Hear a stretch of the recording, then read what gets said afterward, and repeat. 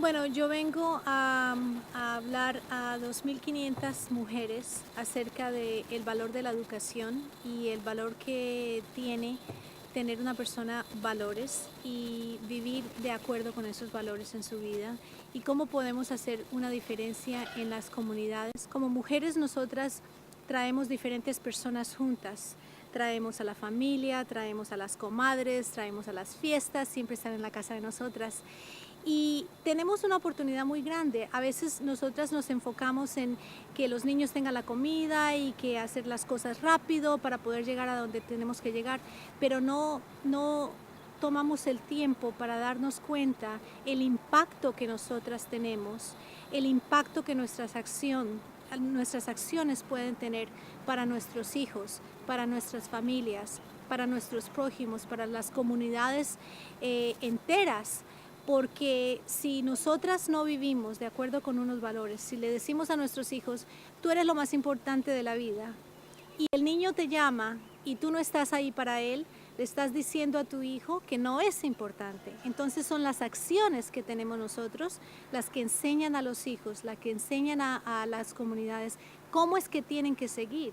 Nosotras como madres de familia nos siguen nuestros hijos. Entonces el ejemplo que nosotros damos a nuestros hijos es muy importante. Los adolescentes hoy en día están en una situación que es un poquito diferente a cuando nosotros crecimos, porque el internet da pauta a que puedan buscar todas las cosas, que es algo muy importante, porque pueden buscar toda la información que necesitan, pero el internet no da la ternura, el internet no da lo que es el calor humano que la persona puede dar. Entonces, ¿qué pasa?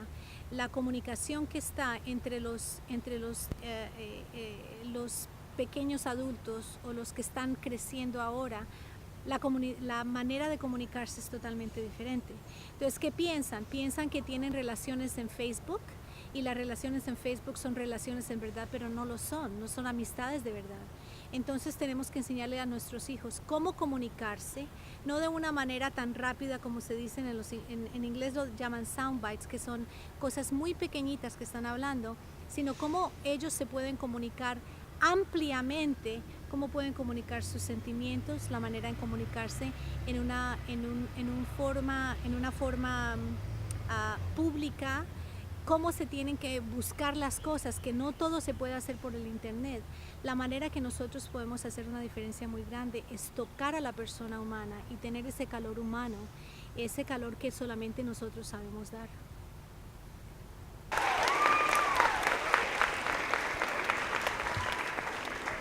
So please give a warm welcome to Dr. Betty Uribe.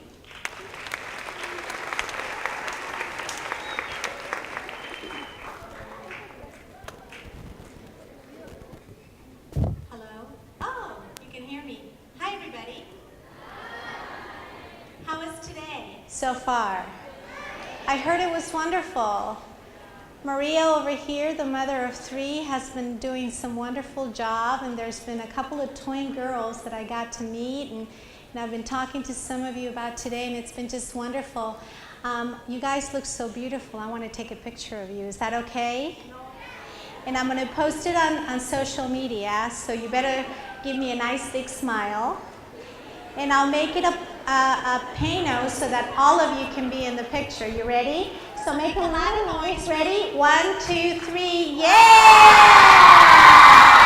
There you go. Perfect. Woohoo! I've been hearing about today, but I'm here to tell you a little bit about myself. So this is my daughter, and she's now my assistant because she's going to be clicking for me. Alexandria.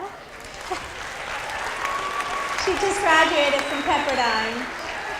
All right, so let's go. This is my life.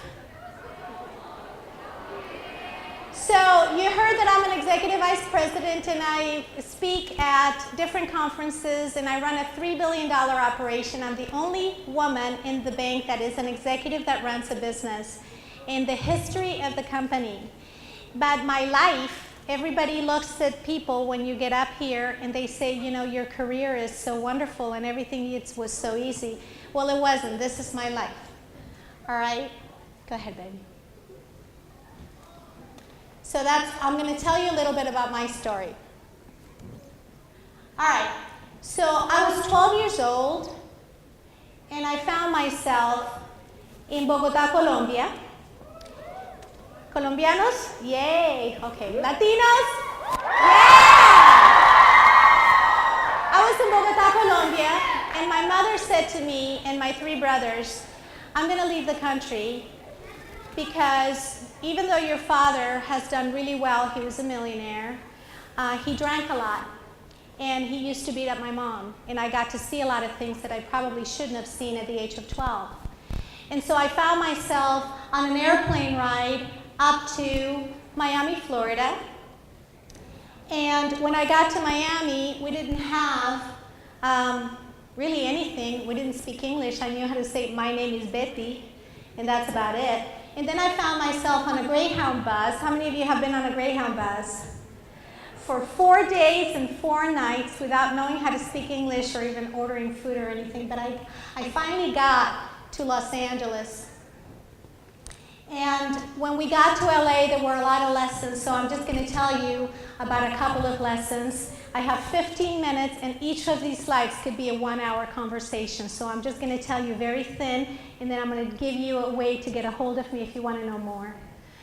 So when I first came into school, because I didn't speak English, the kids used to say, "You're stupid, aren't you?" And I would just look at them and I'd say, "Yes," and then they would laugh at me. Pretty soon, because I was so different, a wall came up. How many of you have a wall? Or yes. So the wall is the one that protects you, right? Well, I have this wall, and my wall is clear and it's thick. It's really, really thick. And people would say, and I would say in my head, you can see me, but you can't hurt me. You can see me, but you can't touch me. That was my wall. And up until recently, I've been able to get a hold of that wall and bring that wall down so that I can connect with people. Now, when I was in high school, even though I was an A student, maybe I had a couple of B's, but even though I did really well, and I graduated when I was really young, I had enough credits to graduate when I was 15, the counselor at the school, the career counselor, told me, you need to go to an occupational center. How many of you have heard that before? So I went to an occupational center, Southern California Regional Occupational Center, SCROC, and I learned how to be a key punch operator, which got me to become a secretary at the age of 17. But there was a book that I read, and this book was called Being a Woman. And how many of you like to read? Awesome, continue to read. This book was by Tony Grant called Being a Woman, and it taught me that it was okay for me to be a woman and to be feminine and to be beautiful and to be smart and to speak my mind and to be a little bit different, and it was okay that I was different and that the color of my skin wasn't any worse than anybody else's and all of that. So that was a significant moment in my life when I really realized, wow, I get to be myself, and it's okay to be me. It's okay to have an accent. It's okay not to speak English very well. All of those things. My Aunt Ruby taught me etiquette. We came into her house because we didn't have a place to live, and she said, I'm going to teach you etiquette because one of these days you're going to dine with the President of the United States. And I thought, the White House? No way. Guess what? 14 years later, I was dining with President Bush. That was right after we had our cheesecake. So I'm going to walk you through some of the things that I've been able to do in my life what I want you to think about is I was 12 years old. I didn't speak English. I had the same education that you probably had at the age of 12. And some of the things that I've been able to do, you can do. There's no difference between you and I. The only thing is, I worked really hard, but I've been talking to some of you, and you guys work really hard too. And so did your parents. They sacrificed a lot for you. So I got married too early, very, very young. You want to know what my marriage was like?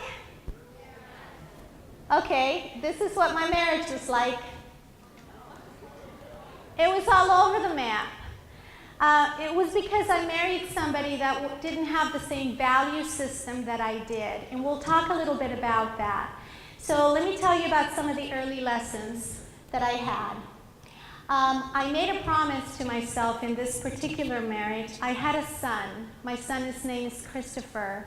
And I started a company, and it was an engineering and manufacturing company. If you go to Kaiser Permanente, the gynecological light is my light. That was the first company that we had. And so one day, he used to be abusive. I was in an abusive relationship. I married somebody that was just like my dad. So don't do that. And so I made a promise to myself, and I'll tell you why I made this promise. In one day, he said, I'm taking Christopher away, and I'm taking the company away. And I said, you can't do that. Now, my English wasn't that good because I was still very young. And he said, you watch me. You don't speak English. You don't know the laws in this country. I'm leaving, and if you try to do anything, I will crush you. He proceeded to take my son, and they moved to Colorado. I try to say this. This is the first time I say this in public, so just bear with me. I made a promise to myself that day, and the promise was, I will never be put in a position where I don't know. I didn't know the laws. I called my mother. My mother didn't speak English. I used to do the checkbook, and I used to translate for her. She couldn't guide me, but if I would have known, I would have called the teachers. There are teachers in this place. I would have called the teachers. If I would have had an organization like this organization, maybe I would have been in a better place, but I wasn't. But you do. You have an opportunity to know better. So the promise I made to myself was, I'm going to get an education, and I'm going to become better, and nobody's going to tell me something that I don't know, because I'm going to be able to do it. So the lesson for you, and yes, this is me, a couple of years ago, changing the brakes in my car. I rebuilt my first engine when I was 19 years old, all by myself, because I wanted to learn how not to get taken when I go to get my car worked on. So now the guys don't stand a chance, which is awesome. So know what you want and don't stop until you get it. And I'm going to tell you a couple of lessons around that. I got a golden key. And my golden key, go ahead, baby, just press it twice. My golden key was my education. The next picture is when I got my doctorate at Pepperdine University 3 years ago. And I graduated with honors. They don't give honors and doctorates, hardly ever. But I was very fortunate and worked really, really hard. And so that golden key opened up doors. All of a sudden, when I became a doctoral student and a doctoral candidate and then a doctor, it was as if I had this golden key. And I want to tell you about this golden key because it's the education that gave me this golden key. I'm going to give you a little glimpse, and it's just a glimpse because I don't have a lot of time, of how far I've been able to get to be able to make an impact in other people around the world with this golden key. Are you ready? All right. I'm going to tell you a secret. How many of you have a personal belief system that impedes you from making a promise? Anybody? Okay, perfect. I'm going to ask you to raise your hand and repeat after me because I'm going to swear you in. This is a true secret. Really, it's a secret. And I can't have you speak about this outside of this room. So repeat after me. I solemnly promise that what I'm about to hear, I will only talk to with people in this room. So help me. Adelante, Mujer, Latina. Okay, now you've been sworn in, and this is a true secret. Really, it's a secret. So I was in Washington, D.C., interviewing a general, General Mick Kicklighter. He's a 4-star general for the U.S. Army, in charge of the U.S., west of the United States to the east of China in the Saddam Hussein days. He was charged with going and bringing peace in the country once Saddam Hussein was taken. And so I was interviewing him, and I said, oh my goodness, after the interview, can I break bread with you and your wife tomorrow morning? I would love to take you to breakfast. And he said, no, I have a Bible study in the morning. And I said, can I come? And I'm going to stop right there because I want you to really pay attention to this if you get nothing else from today. Can I come? How many times have you wanted to ask, can I come? Can I go? Can I have one of those? Or can I please have this time? Or can you give me a little bit of time? And your little voice has said, nah, you're not smart enough, or you're not big enough, or you're not whatever enough. You fill in the blanks. How many of you have felt like that sometime? All of us have. Thank you. Absolutely. But I didn't. I said, can I come? And he stopped right there and he said, you can come. I thought, that's particular. You know, just a Bible study. It's not a big deal. Well, little did I know, he said, okay, show up at this place. I can't tell you the name of it because it really is a secret. And we have some videographers videotaping this. But I can tell you about the place. And I showed up at this place, and this is what it looks like. And it's a secret place. Don't touch it until I tell you the next time, because this is like a big thing. This is what this room looks like. Now, I want you to know that this is an extension of the White House, and it's across the river in Virginia. And when you look to the left of this, there's a fireplace with Mother Teresa's picture in it, with other presidents and other dignitaries that have come to visit the president. This place is where all of the presidents take the dignitaries when they come to visit, because they don't want the paparazzi to be there. That's where I found myself, and I'm thinking, oh my gosh. And this Bible study is with generals from the White House and generals from the Pentagon, some of whom I had already interviewed for my book that's coming up. And I thought, oh my goodness, this chair to the right is where the general started, where the general sat, General Kicklighter. He's the one that started this Bible study in the Pentagon, and he was asked to move it because too many people were coming, so he moved it to this place. So I got to go there because I asked, can I come, right? Even though I felt a little uncomfortable, had I even known, who knows? But I got to go there. 2 months ago, I called the general and I said, I'm going to be in Washington, D.C., and I would love to come to the Bible study. He said, okay. He says, I'm not going to be there. One more time, I said, can I come anyway? And he sent me a note, and the note said, Dear Betty, you are a friend for life and beyond, and you have a carte blanche to this such and such place for life. You don't even need to ask, you just show up. So next week I'm going to be in this place, and I'm just showing up. I'm not even asking next week. But guess what? So he said that I could come, so I went. And I showed up, and I'm talking to all the generals, and they're like, oh my gosh, Betty, it's so nice to see you and all of this. And so I walked in, and I'm walking by. We're all getting ready to sit down to do this Bible study, and I walked right by the general's chair, and I said, I'm not touching that chair. I'm just walking right by. And they said, oh, no, no, no, no, no, no, no. You get to sit in the general's chair.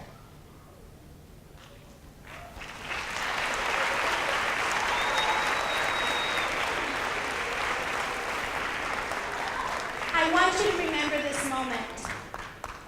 Always, for the rest of your life, I want you to remember this moment. Because you get to sit in the chair. You get to sit in the chair. You get to sit in the chair. You, every single one of you, gets to sit in the chair. And all it takes is an education. All it takes is that golden key. And all it takes is a lot of hard work. And the sacrifices that your parents are already making for you are going to be realized in you, because each and every one of you gets to sit in that chair. Now, I'm going to show you some other things that I've been able to do. Go ahead, baby. At that Bible study, they asked for prayer, and I said, you know, I'm writing this book, and my book is all about values. I want to inject values back into heads of state around the country, and I want to inject values into CEOs and into students of leadership. I'm donating 50% of the proceeds of this book to give scholarships. In fact, in next month I'm going to Africa, where I started to donate scholarships for kids in Africa already. And my goal is to give 100 scholarships in each continent.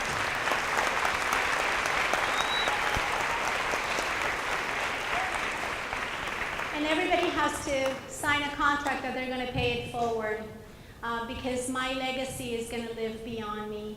And so I said to the generals, can you pray for this, because I really want to get this. One of the generals took me to lunch, true story, and he said, you know what, Betty, you have access. I said, well, I need to get these into heads of state from all the countries. I'm giving 100 scholarships in each continent by the time I'm 80, and I'm a little bit older, so I don't have that much time. I mean, if you think about it, 700 scholarships, full scholarships to college is a lot, right? And so he said, Betty, you have access. And I said, really? He said, yes. When the dignitaries and the heads of state from all over the world come to visit the President of the United States, we are the ones that host them. So we're going to get your book in the hands of every dignitary and every heads of state from around the world when they come visit. That happened because of the golden key, and that golden key happened because of the education. Don't ever forget that. But there's more. It doesn't stop there, and I'm just going to give you a real quick highlight. To the left, I'm standing with Maria Contreras-Sweet. She's the head of the Small Business Administration in Washington, D.C. She was actually recruiting me for a position in D.C. at the time, and this was just a few months ago. In the middle is, and I carry this with me all the time because this was my father's transportation company that I inherited. Had I not had the education, I would not have been bold enough as a woman to go to Colombia and to take over my father's transportation company and to shake hands with everybody and to say, you know, I am Betty Rengifo and I'm my father's daughter and I'm gonna take care of everything. So that's what I did. To the right, President Uribe. I went and got VIP treatment from the president of my own country as a delegate for all of the Colombians in the United States. And then bottom right, yes, I'm holding on to our governor. Got somebody to take my picture. But I've been able to be with the governor. And then here to the left, I visited China. And at that time, I was a keynote speaker for an event for the Women's Maple Society. For their 20th year anniversary, I was a keynote speaker. And right there, I'm sitting in the middle to the right. See if you see, I had a light suit on. Can you see it? A light pantsuit on. After I spoke, I was given a copy of the program from the previous year, from their 19th year anniversary. And lo and behold, I look and there's a picture, an identical picture like that. And who was sitting in the keynote spot? Hillary Clinton was the keynote speaker the year before for their 19th year. And I got to be the keynote speaker for their 20th year.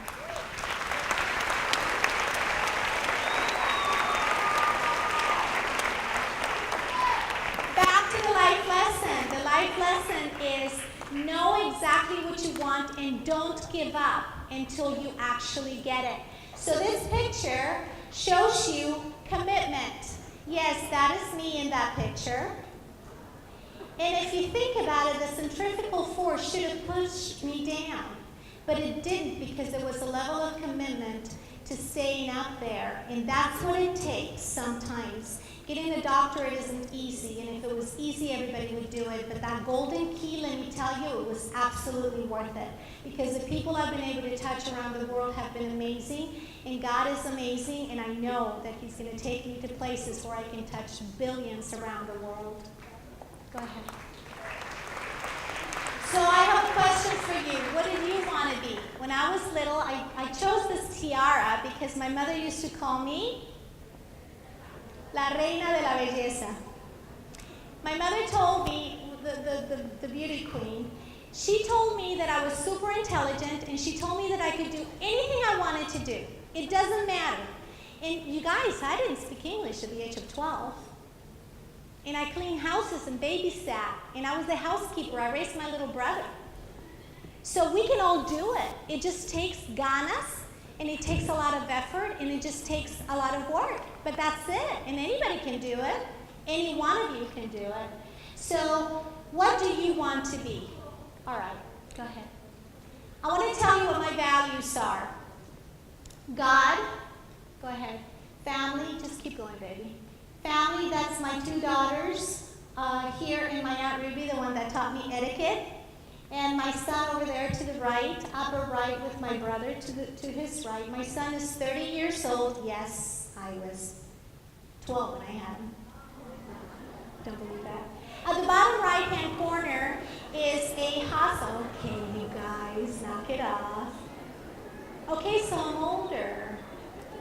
All right, so at the bottom right-hand side is a hospital that broke down in the Sichuan earthquake many years ago, 7 years ago when I was in China. I visited and I took 3,000 letters to the kids that lost their parents. And I visited this hospital, so I was able to get there, and then to the bottom left. And so community, so God, family, job is California Bank and Trust, education, health, this is Alex and I at the last Pepperdine 5K, the Pepperdine Coastal Run. So yes, I still run a 5K. And community. These are my values. All right, so I'm going to leave you with some thoughts. These are Dr. Betty's top 10. And these are my pieces of advice to you. And if you want to get copies, I'm going to show you how to get copies of everything so that you can get some copies. But go ahead and go one by one real quick. Know your values. You know what my values are. God, family, job, education, health, and community. In that order. That's how I lead my life. Know your values. Know what's important to you. Go ahead. Protect your brand. Your brand, like Nike, just do it. Well, what's your brand? My brand is she's a woman of integrity. She's a woman who wants to make a difference. I'm here to make an impact for you, and I'm here to make an impact in the serve. That's my brand. Find your own voice. Don't try to mimic somebody else. It's okay to be who you are. You want to be who you are. Don't try to be somebody else. So find your own voice. Seek out champions. I've had mentors all my life. In fact, I have some mentees in the audience today. Make sure that you seek out champions or somebody that will stake their reputation on you. A teacher, a professor, a prospective employer. Seek out champions. Inspire others to be their very best. How do you inspire people? By your actions and your way of being. Don't ever, ever, ever forget where you came from. And reach back and bring others with you.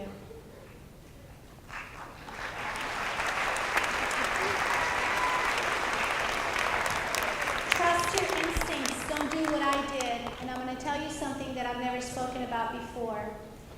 There was a room, and I went into this room, and I found myself being molested by a relative.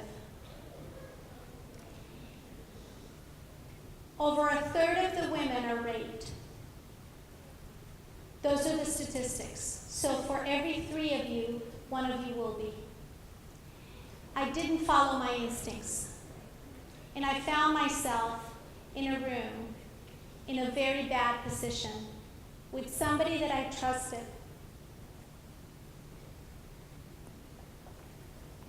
I didn't follow my instincts.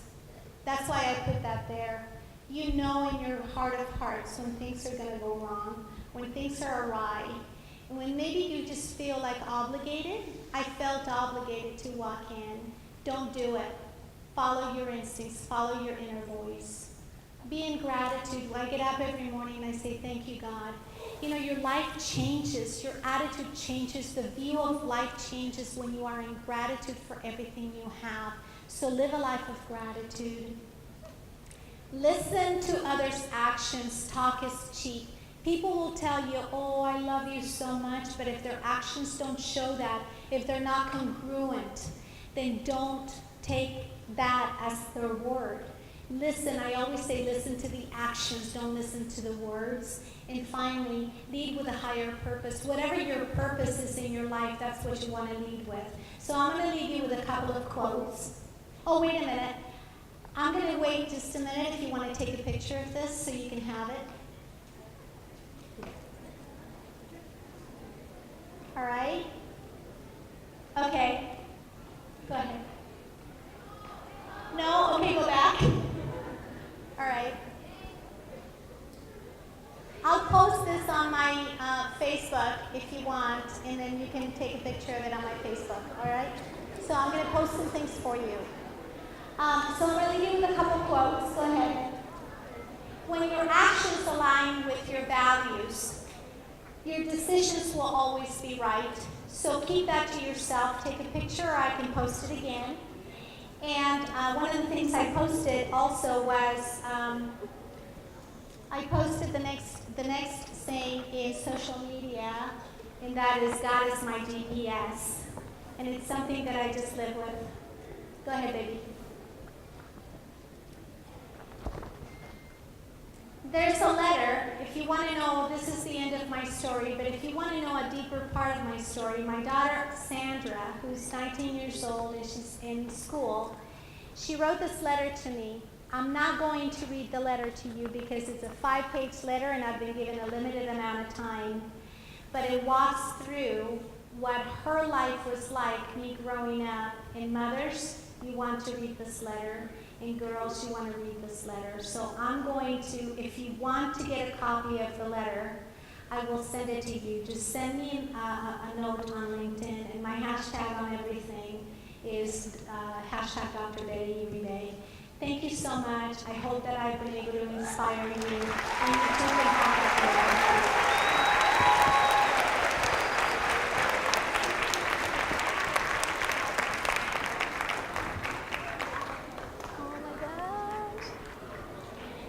These are beautiful. Thank you, Dr. Uribe, for a wonderful speech. And thank you for supporting Adelante, Mujer. Can we get another round of applause, please?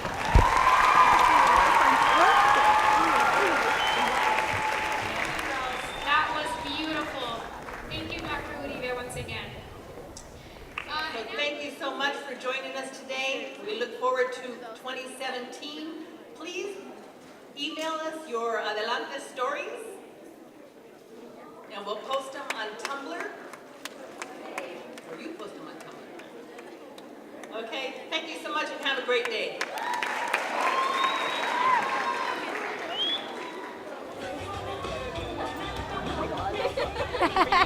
You're fine, you're fine. Before you leave, you will take a picture with the comedy, the girls? Yes, of course. Okay, I would like to. Okay. Yes, absolutely. Come on, come on. Go behind you. You are amazing like that. Oh, thank you. Come on. Smile, girls.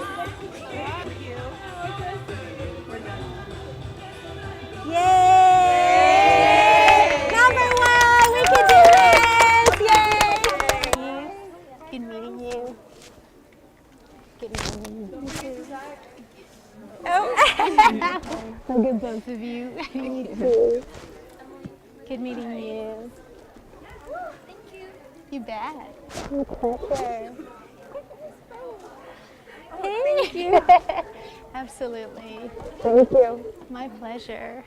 I remember your first speech that you did for our event, and seeing it's inspiring. And I was just telling Ariana, who's educated Latina too, I'll have to get your connections with it, but you are a living proof of it. When I met you, 15 years ago, and to see, I'm only 35, and to see what you've done for me then, I wanted to say that to you so you see that. You're just an inspiration. Thank you so much. You spoke to so many of us. We were crying when you were speaking, and it's so beautiful that your daughter gets to be a part of this, that we get to be a part of it as well. And Ariana, she's part educated Latina, and I'll send you all the stuff. I'm so proud of you. I'm so proud of you. Thank you. Good to meet you. Your speech was amazing and so inspiring. Thank you for sharing your story. I'm so motivated. Thank you so much. I'm so happy. Thank you. Just really. It was amazing.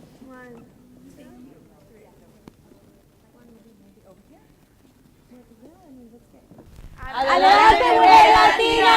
Yay! Happy birthday to you! Happy birthday!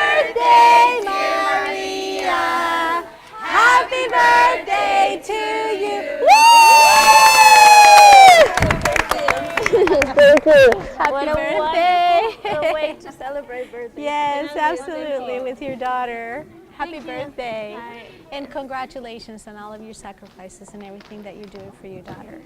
Because everything, I want you to go into my website, into my LinkedIn, and pull my letter, because my daughter talked to me about how she saw all the sacrifices that I made, and I had to work so hard, and I had to come home late and everything. And in her first year of college, she realized, and she was apologizing for getting so mad and all of that.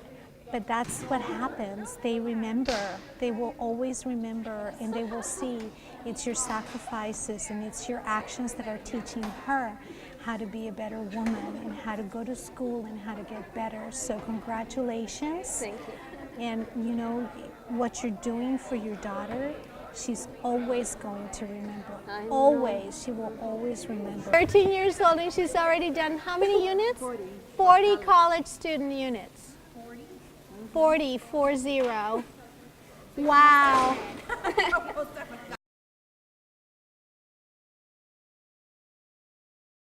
Es que hay tanto que hablar acerca de la vida y de las cosas más importantes en la vida. Una de las plataformas que yo tengo y que yo he estado estudiando mucho es acerca de valores. Lo importante que son los valores en la persona. Cómo crecemos nosotros con los valores, ¿no? Y pienso que lo más importante que tenemos que hacer nosotros como líderes, nosotras como mujeres, como madres que somos, es inculcar esos valores en nuestros hijos, inculcar esos valores en nuestra comunidad, inculcar esos valores en nuestras compañías. La mejor manera de inculcar valores en una persona es actuando de acuerdo con los valores que nosotros tenemos. Para mí es muy importante mi relación con Dios, es muy importante mi educación, es muy importante ayudar a la comunidad, es muy importante mi familia. Y es muy importante también lo que es ser una persona activa y tener muy buena salud, porque eso me ayuda a mí a estar para mis hijos y para la comunidad de una manera perfecta, ¿no? La educación es una cosa que nos da pauta para poder llegar muy lejos. Y una de las cosas que yo hablé hoy, estaba tratando de inculcar a estas niñas, que ellas luchen por su educación.